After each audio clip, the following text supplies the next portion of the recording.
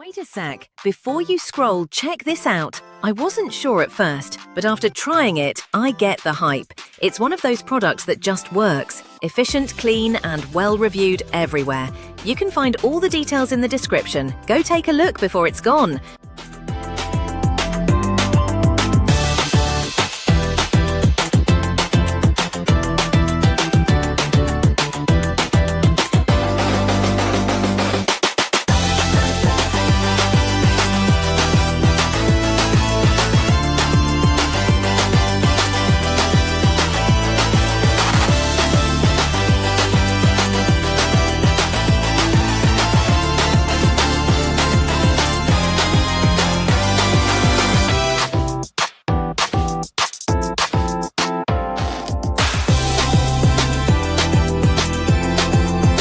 Wait a sec. Before you scroll, check this out. I wasn't sure at first, but after